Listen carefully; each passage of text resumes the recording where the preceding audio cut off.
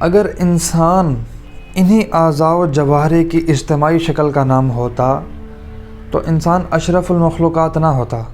موجود ہے یہ چیز کون سی چیز ہے؟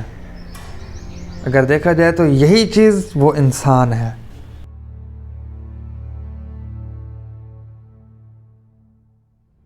السلام علیکم ورحمۃ اللہ وبرکاتہ۔ اعوذ باللہ من الشیطان الرجیم۔ بسم اللہ الرحمن الرحیم۔ رب اشرح لی صدری ویسر لی امری واحلل عقدۃ من لسانی یفقہوا قولی۔ تو جیسا کہ پچھلی ویڈیو یعنی پارٹ 3 کے اختتام پر علامہ علی نقی نکن صاحب کا ایک جملہ آپ کی خدمت میں پیش کیا گیا تھا، اور وہ یہ تھا کہ انسان کا خود اختیاری علمی اور عملی ترقی یہ وہ جوہر ہے کہ جو انسان کو باقی مخلوقات پر اشرف بنا دیتا ہے، اعلیٰ بنا دیتا ہے، اشرف المخلوقات بنا دیتا ہے۔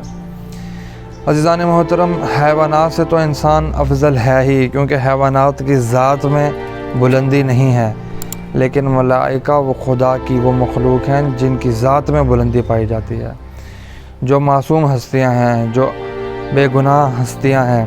کس کی مجال ہے جو ملائکہ کی عصمت کو کم کرنے کی کوشش کرے، جو ملائکہ کی منزلت کو کم کرنے کی کوشش کرے؟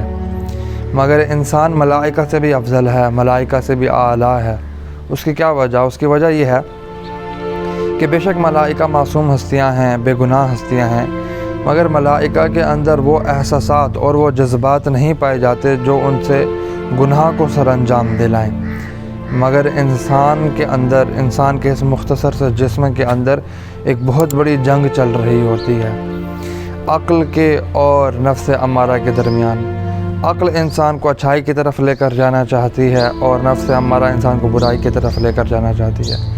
اب انسان عقل کا ساتھ دے کر جب نفس امارہ کے ساتھ لڑتا ہے اور نفس امارہ کے ساتھ جنگ کر کے، نفس امارہ کے ساتھ لڑ کر اچھائی کی طرف آ جاتا ہے اور اپنے اختیار سے علمی اور عملی ترقی حاصل کرتا ہے، تو جب انسان نفس امارہ کے ساتھ جنگ کر کے لڑ کر اپنے اختیار سے علمی اور عملی ترقی حاصل کرتا ہے، تب انسان ملائکہ کے سامنے بھی جب آتا ہے تو ملائکہ سے بھی اعلیٰ بن جاتا ہے، ملائکہ سے بھی اشرف بن جاتا ہے۔ بے شک ملائکہ کے پاس بھی علم ہے، بے شک ملائکہ بھی عمل کرتے ہیں، مگر ملائکہ کو جتنا علم دے دیا ان کے پاس فقط اتنا علم ہے۔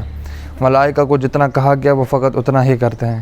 اگر کہا گیا کہ کھڑے رہو تو کئی عرصے تک وہ حالت قیام میں موجود ہیں، کہا کہ جھک جاؤ تو کئی عرصے تک وہ حالت رکوع میں موجود ہیں۔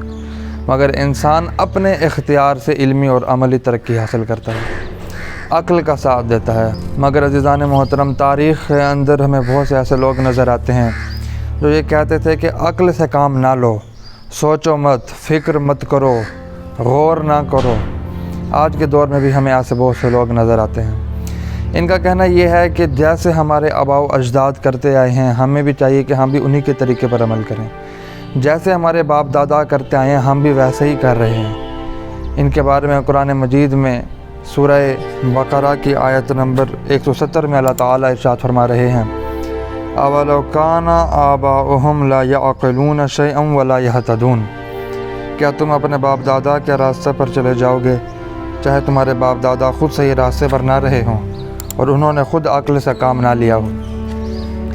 یعنی کہ یہاں پر تاکید کی جا رہی ہے کہ اپنے ذاتی صلاحیتوں کو استعمال کر کے انسان صحیح راستے کا تعین کرے، ذاتی کانوں کو استعمال کر کے، ذاتی آنکھوں کو استعمال کر کے، اپنی عقل سے، اپنی سمجھ بوجھ سے، اپنی فکر سے، اپنی سوچ بچار سے صحیح راستے کا تعین کرے۔ ایسا نہیں ہے کہ جیسے آپ کے باپ دادا نے کیا، جیسے آپ کے آباء و اجداد نے کیا، جیسے آپ کے بزرگوں نے کیا تو آپ نے بھی وہی کام سر انجام دینا شروع کر دیا، بھیڑ چال پر چلنا شروع کر دیا، بلکہ تاکید یہ کی گئی کہ عقل سے کام لیا جائے، خود غور کرے انسان۔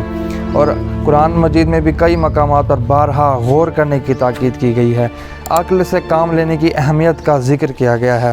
اگر ہم قرآن مجید یاسین کی آیت نمبر 101 کو دیکھیں تو اس میں اللہ تعالیٰ ارشاد فرما رہے ہیں، قُلِ انظُرُوا مَاذَا فِي السَّمَاوَاتِ وَالْأَرْضِ۔ یہ نہیں کہا کہ مان لو اور بس، بلکہ کہا کہ غور کرو کہ آسمان اور زمین میں کیا کیا حکمتیں اور نشانیاں مضمر ہیں، یعنی کہ غور کرنے کی تاکید کی جاتی ہے۔ سورہ بقرہ کی آیت نمبر 164 میں بھی اللہ تعالیٰ ارشاد فرماتے ہیں، اِنَّ فِي خَلْقِ السَّمَاوَاتِ وَالْأَرْضِ، آسمان و زمین کی خلقت میں، وَاخْتِلَافِ اللَّيْلِ وَالنَّهَارِ، شب و روز کی آمد و رفت میں، والفلک التی تجری فی البحر بما ینفع الناس، ان کشتیوں میں جو سطح آب پر انسانی ضروریات کو پورا کرنے کے لیے چلتی رہتی ہیں۔ وما انزل اللہ من السماء من ماء فاحیا بہ الارض بعد موتها، اور وہ کہ جسے خدا آسمان سے نازل کرتا رہتا ہے آب باراں، اس کے ذریعے سے زمین کو زندہ کرتا ہے اس کے مردہ ہونے کے بعد۔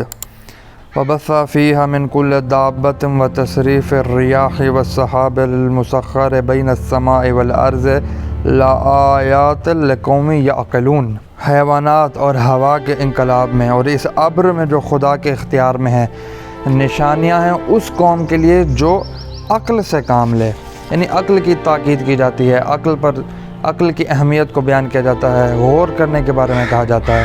قرآن مجید میں بارہا کئی مقامات پر اللہ تعالیٰ نے عقل کی اہمیت کو بیان کیا، غور و فکر کرنے کی اہمیت کو بیان کیا۔ عزیزان محترم، ماہ مبارک رمضان جیسے پربرکت مہینے سے استفادہ حاصل کرتے ہوئے ہم علامہ علی نقی نکن علیہ الرحمہ کے خوبصورت مطالب کو آپ کی خدمت میں پیش کر رہے ہیں۔